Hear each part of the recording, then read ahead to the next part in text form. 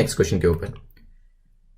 Question number 5 क्या कहता है, which of the following statement और स्टेटमेंट्स इज और are correct about secular feature of Indian constitution. 3 statement यहां पर दी है secular feature of Indian constitution के बारे में। देखते हैं कौन कौन सी स्टेटमेंट करेक्ट है, क्योंकि हमें करेक्ट स्टेटमेंट ही बतानी है। ठीक है, क्वेश्चन को ध्यान से पढ़िएगा, क्योंकि कुछ लोग कमेंट्स में लिख रहे थे कि करेक्ट नहीं पढ़ने की वजह से या फिर केयरफुली नहीं पढ़ने की वजह से क्वेश्चन गलत हुआ।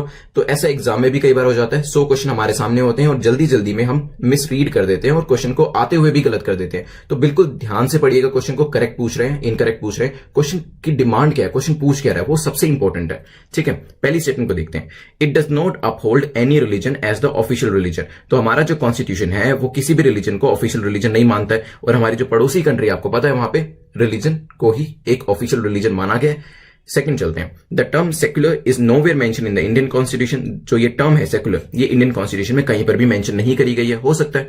Then no person shall be compelled to pay any taxes for the promotion of a religion. तो कोई भी पर्सन हमारी कंट्री के अंदर उसको यहां पर कंपेल नहीं किया जा सकता कि किसी पर्टिकुलर रिलीजन के प्रमोशन के लिए उसको पैसा देना पड़े। तो यहां पर वीडियो को पॉज करिए, सोचिए इसके बारे में, फिर हम डिस्कस करते हैं।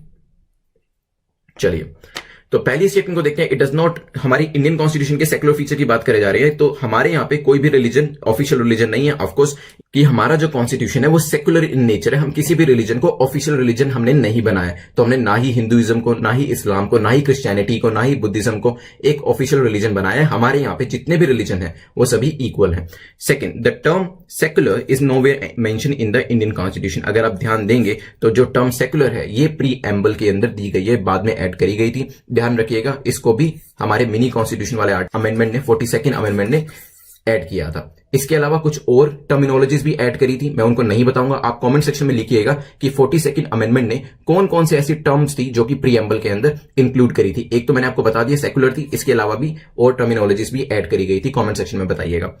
थर्ड को देखते हैं। No person shall be compelled to pay any taxes for promotion of religion. ये स्टेटमेंट भी सही है, क्योंकि आर्टिकल 27 हमारा कहता है कि यहां पर किसी भी इंडिविजुअल को ये कंपेल नहीं किया जा सकता है कि आप किसी पर्टिकुलर रिलीजन के लिए हमें यहां पर पैसा दो या टैक्सेस दो। तो फर्स्ट और थर्ड स्टेटमेंट हमारी करेक्ट है, आंसर हो जाएगा ए। चलते हैं नेक्स्ट क्वेश्चन के ऊपर।